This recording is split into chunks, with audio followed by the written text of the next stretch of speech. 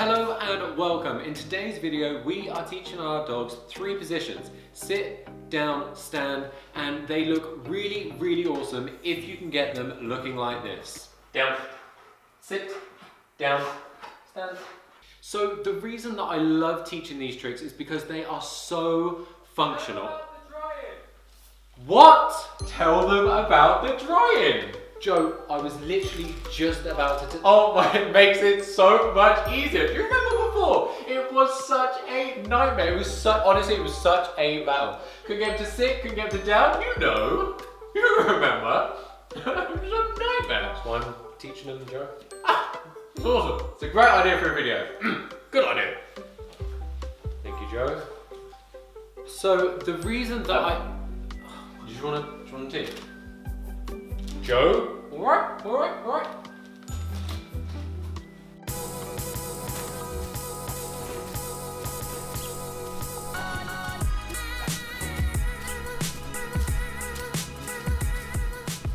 Now, the reason I absolutely love teaching these positions is it's so functional. It actually makes my life easier. Especially at the moment when I'm having to dry the dogs every single day after taking them for a walk. I can bring them back in and I can change them between these 3 positions, and it makes it so much easier to dry them. I think it literally cuts that time in half. On top of that, if I'm teaching a new trick, this is a little brain game, getting them to change between all of these positions just to get their mind warmed up a little bit before teaching them something complicated. It is a fantastic way to warm up their brains. Usually, the very first thing that we'll teach our puppies is a sit. But does your puppy really know a sit? A lot of the times, our puppies will naturally pop their bums down as they're looking up at us because we're so much taller. So the test is to pop your puppy into a down, and then without helping, without using a law, you're going to say sit, and you're going to see whether your puppy comes out of that down and goes into the sit. Now, I would absolutely love to hear what your puppy has done. So after you do this test, jump straight into the comments below and let me know how you got on. So we're going to start by luring our puppies into each different position. Now, we're not going to say any commands yet. We just want to get our puppy comfortable and happy to go in each different position. Now, I don't want this to be super boring for my puppy, and I want to keep my puppy motivated. So throughout these position changes, and while they're showing a good interest and they're giving me a good attitude, I'm going to be talking to my puppy, I'm going to be motivating them, I'm going to be telling them that they're doing a great job. So don't be silent, don't make it boring, be a bit more dynamic, be interesting, and make sure that your puppy is actually enjoying working with you. The key to getting your position changes nice and punchy like Aegon's is precision luring. You want to keep this lure real close to your puppy's nose, which is going to create more interest and excitement in following the lure. And you don't want to move it too fast. If you move the lure too fast and far away from the dog's nose, they're going to lose interest and they're not going to quite believe that they can always win the reward. So the first position that we're going to do is the sit. Now, to get the puppy into the sit, you're going to lure the puppy forward. Remember to keep that lure real close to your puppy's nose and don't move too fast. Only move as fast as the dog is going to go. And then you're going to lure them forward, and as they're walking forward, you're going to lift that treat up just above their nose, and as soon as their bum touches the floor, you're going to mark and reward. As soon as you've done that, you're going to lure them forward again, and you're going to repeat. You're going to repeat this quite a few times until they really have the mechanics of this down. Now, from the sit, you are going to lure the puppy into a down. Now, to do this, your hand needs to take a specific route. You're almost going to follow the shape of the dog's body, and you're going to take the lure, it's going to go underneath the dog's chin, past your puppy's chest, and then you're going to end up with the lure. The end position of the lure is going to be in between your puppy's paws on the floor. Now, you don't have to ask for too much with this step, meaning if your dog gives a little bow, or if you can see your puppy's head lower, don't be afraid to mark and reward the effort to come out of that sit. You don't have to wait for such a big moment like the puppy actually getting into the down. Marking small moments along the way is one of the quickest ways to get the dog to actually do something sometimes without asking for too much. Now the puppy's in the down, we can lure the pup into stand. To do this, you're going to slowly move that lure forward. As soon as his hind legs have pushed him up and he's in that stand, mark and reward. Now, from the stand, we're going to go back into the down, but it's a little bit more tricky this time. Before we did a down from a sit, the mechanics are different here. It's harder for the dog to get into the down from the stand, so it might take a few more repetitions. It might be a little bit more tricky, but the law stays the same.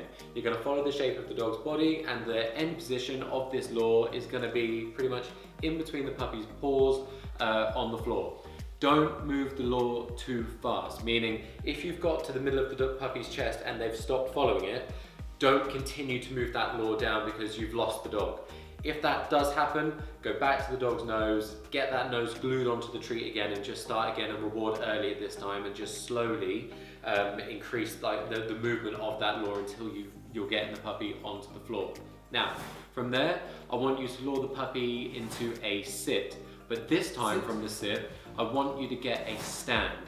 This is what I prefer, or the part of the transitions that I like the most, because to get your puppy in the stand from the sit position, you're going to move the law underneath the puppy's chin, and what's going to happen is their back legs are almost going to spring up. So instead of them almost walking forward into the stand, they're going to pop their legs up almost like a jack in the box, and it looks awesome.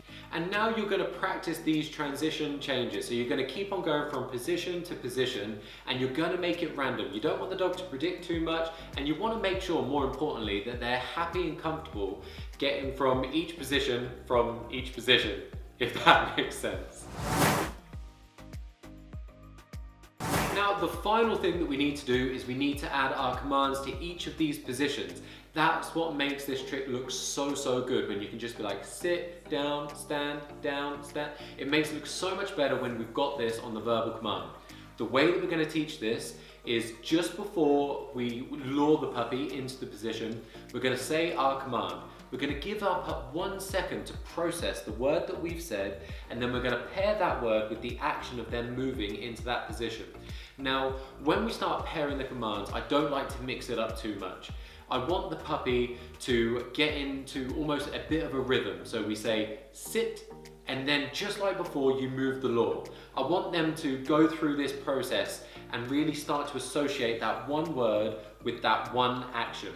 Once you have done that quite a few times, you can start to change it up. So you can do, let's say, 10 repetitions of sit, and you're taking your time, you're being very precise, and then you start going into a down.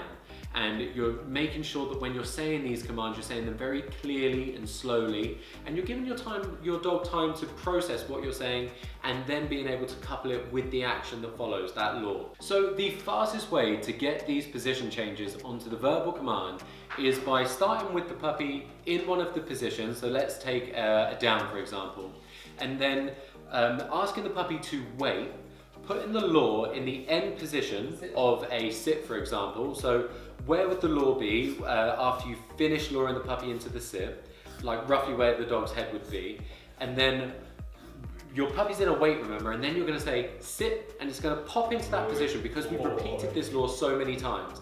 And now the law is literally waiting in that end position. Your puppy knows where it needs to go. So as soon as you say the command, it's going to know to get into that position straight away. This makes teaching the verbal command really fast. Now remember guys, the only way that we can get these position changes onto the verbal command is by just repeating this step and giving our puppies enough time of repeating something and making the connections between a word and then an action that always follows. Don't make the training sessions too long. Do small training sessions as many times a day as you possibly can, and in a few days you will have this down. Thank you so much for watching. I really appreciate you being here. If you enjoyed this video, go and give it a big thumbs up, comment below. Make sure you do that test. I'm so excited to hear about how your puppy responded to the test. And even better actually, do the test after you followed all of these steps in the video and see if now your puppy knows sit for real. Make sure you hit that subscribe button. I will see you in the next video next week.